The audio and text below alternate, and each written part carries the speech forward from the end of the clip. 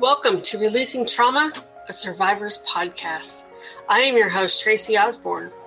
I am a survivor of emotional bullying, rape, sexual assault, domestic abuse, and grief.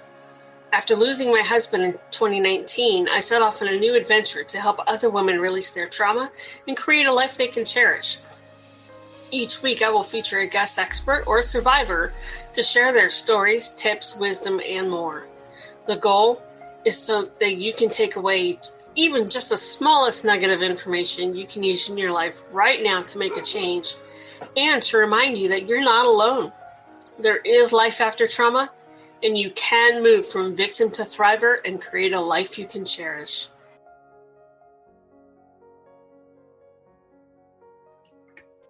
Hey everybody, welcome back to the show. I am your host, Tracey Osborne. With me today is Dana Humphrey. We are going to talk about recovering from narcissism.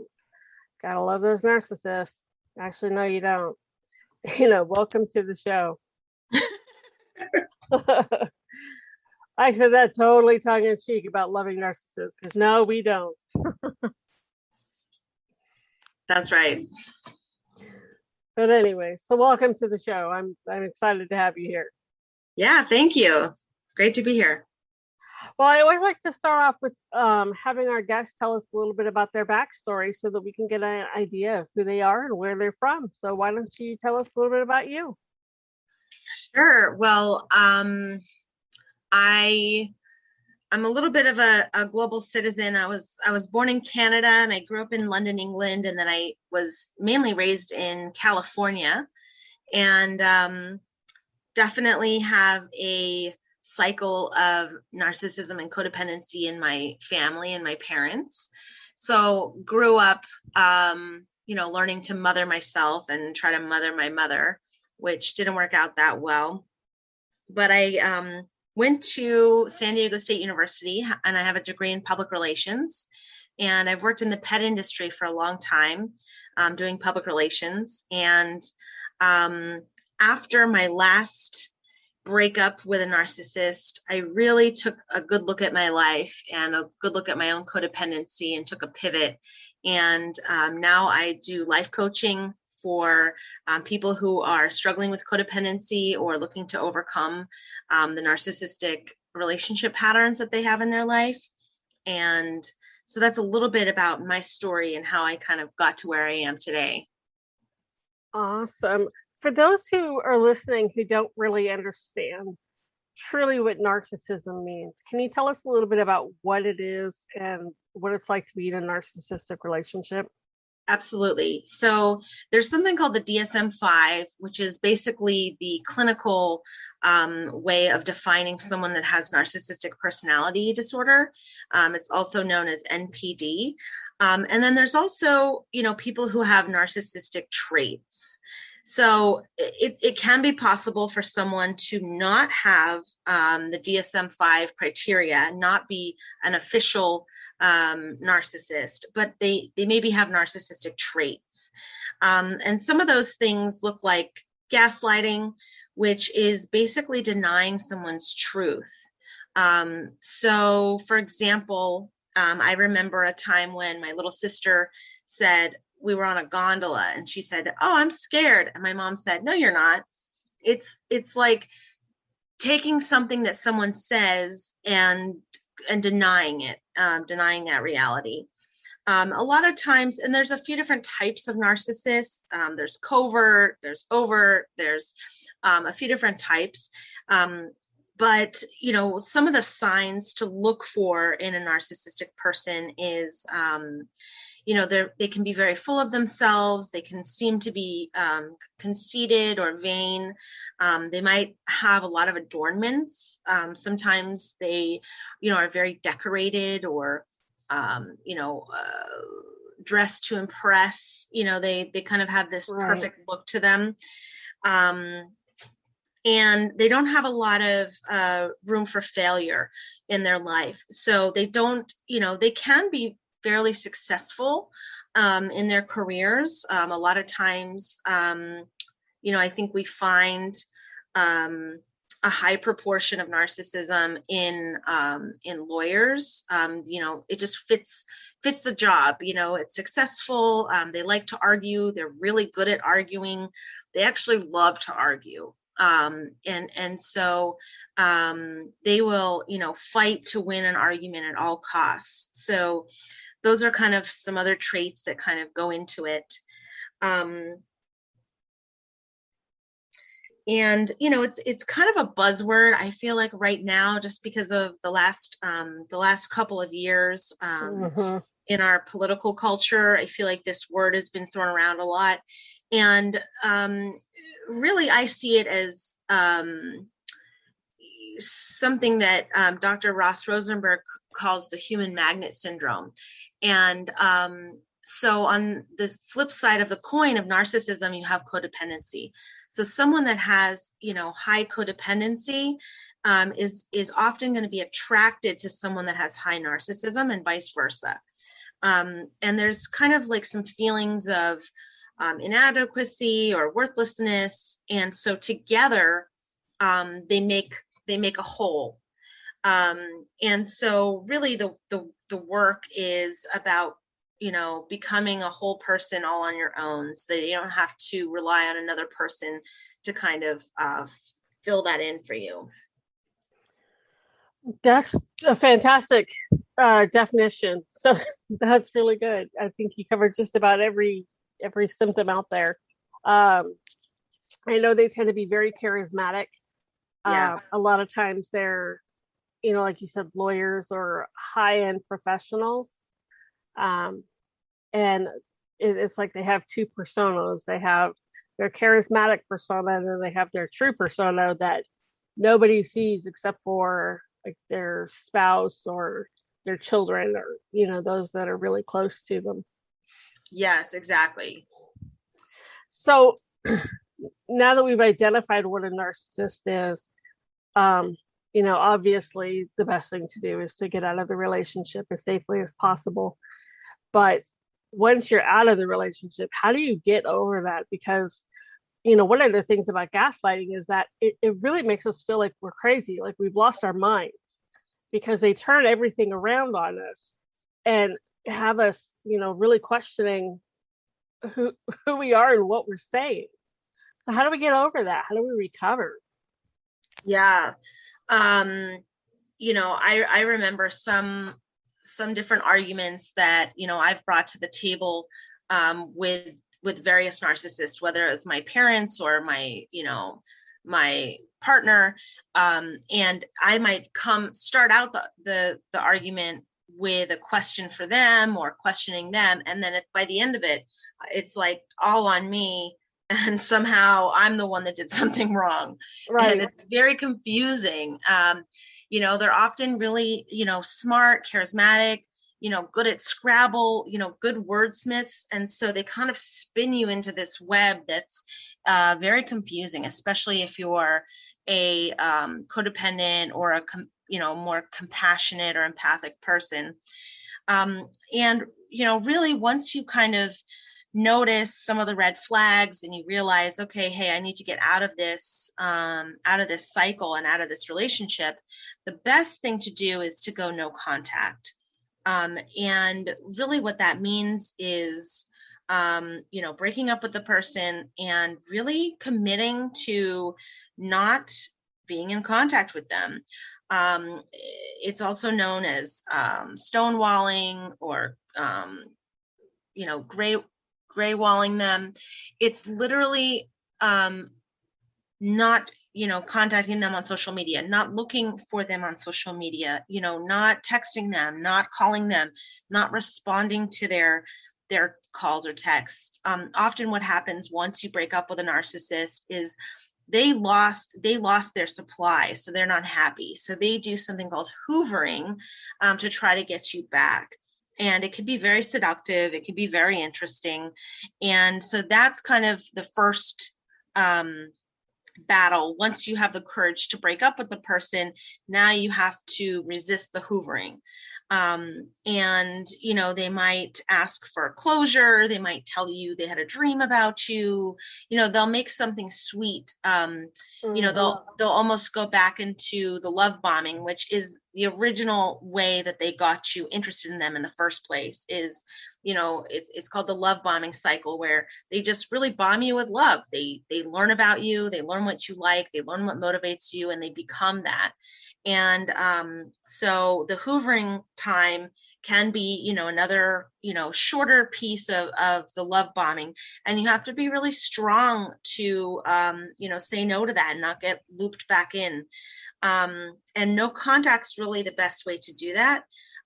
If you've been married to this person and you have children with this person and you have to co-parent, obviously no contact is probably not going to be possible, but you want to go low contact.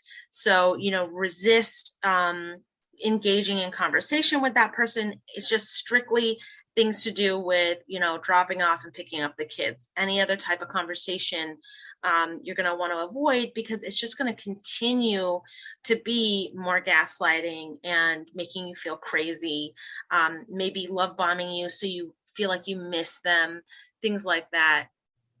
That's where a good mediator or having lawyers involved, if it's a divorce, that's where that really comes into play, because then you can say, there's no contact with me.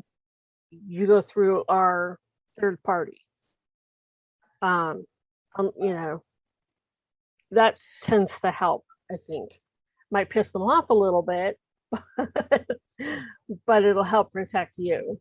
Yeah, I mean, most narcissists are not going to want to speak via a mediator. Exactly. And that can also be a red flag too. It's like, I remember at one point in my last relationship, they told me, I'm not going to counseling. And to me now, looking back, I see that as a red flag. If they're not willing to look at any problems, that's kind of a telltale sign right there, that they're not willing to make any changes. Something that I did that's on my cell phone right now is I actually changed my background image to a photo of some gray rocks, so that if I ever had, a, inkling or a thought like, oh, I should text that person, or I should call them or whatever, it's like right there on my phone as a reminder. So that can be helpful for at least the first little while, where, you've been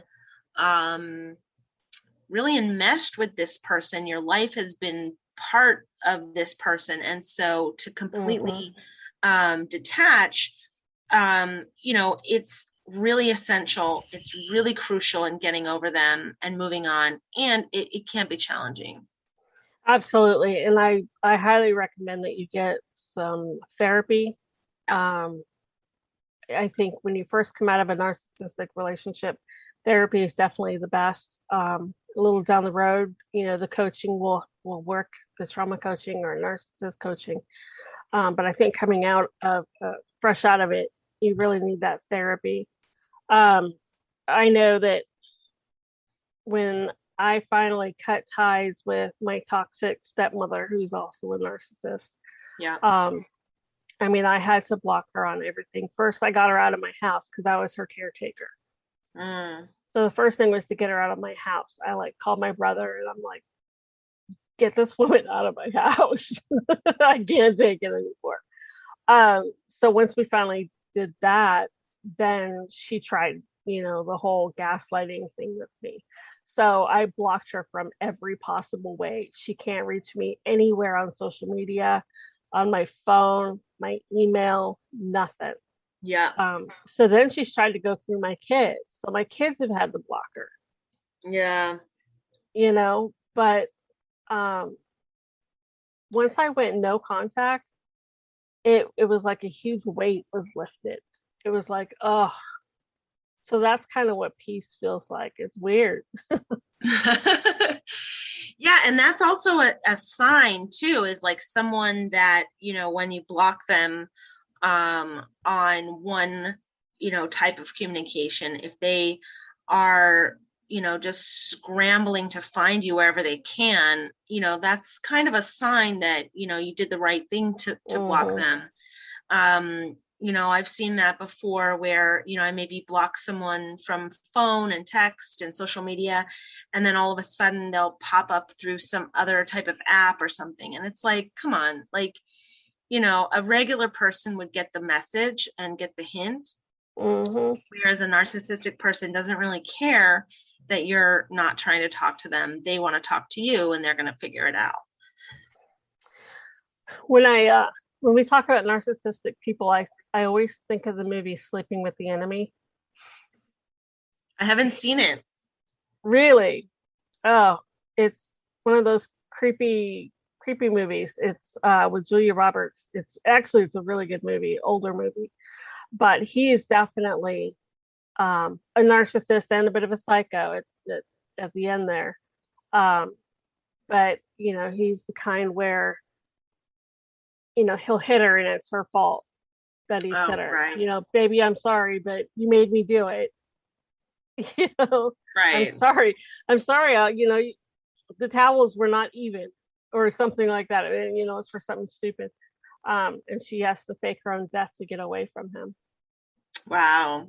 So it's, sometimes, unfortunately, we have to go drastic to get these people out of our lives because they don't let go and they won't stop. And so that's why I say when you leave the relationship, whether it's with a partner, with a parent, with a friend, whatever, definitely do so as safely as possible, because like you said, once they lose that control, they go a little bit crazy. Yeah, unless, and really, there's another piece of, a lot of times, we get into these types of relationships because we're on the victim triangle somewhere. Yep. We might be the savior, we might be the victim. And, something that I struggled with was wanting to save their future partners. I kind of knew who they might be courting or whatever, and I had this urge to save them, and I really had to just block them too, and say, you know what, it's their life, it's their choice. The best thing that could possibly happen for me is that my narcissist moves on and finds their next source of supply, because then they're more likely to leave me alone. And you have to be ruthless like that and really just take care of yourself first. Yeah. That does sound kind of ruthless, but it's true. You can't save the world. We can't contact every single woman and say, watch out for this person. Unfortunately. Yeah. It'd be great if we could, but we can't. So the only thing we can do is save ourselves. Yeah.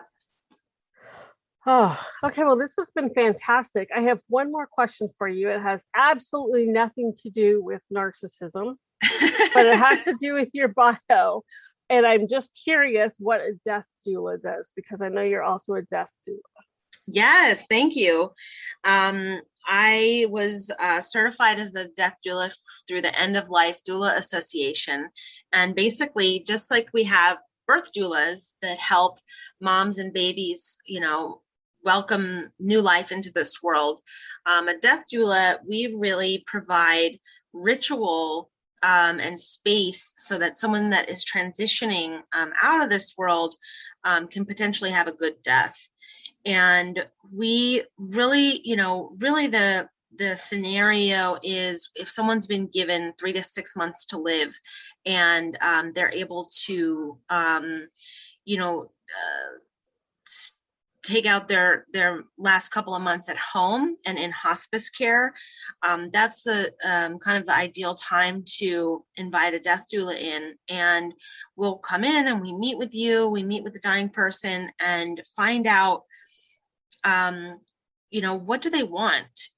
Sometimes people, decide at a young age that they want to be in a graveyard. And then as they age, change their view on things. They change their mind. Maybe they decide they actually want to be cremated.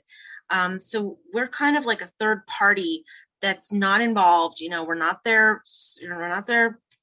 spouse, their sister, their daughter. We don't have these attachments to the way that things need to look. And so we're able to hear them for where they are right now. And we help set the tone for when people come to visit to say goodbye. One idea that I can share is an example is like having a gratitude share, where if someone's coming in to visit the dying person, instead of just rushing in with, bringing their troubles from the day and the traffic and all that, to just take a moment, sit in the gratitude chair, and maybe take off their shoes, just kind of mellow out for a minute, think of something to be grateful for, and then come and visit the dying person. They don't need, the trauma and drama that person's bringing with them. Right. And, we also are just present with them. We hold their hand. We can offer guided visualizations if they're dealing with some pain. And we help them to tell any grief stories or any secrets.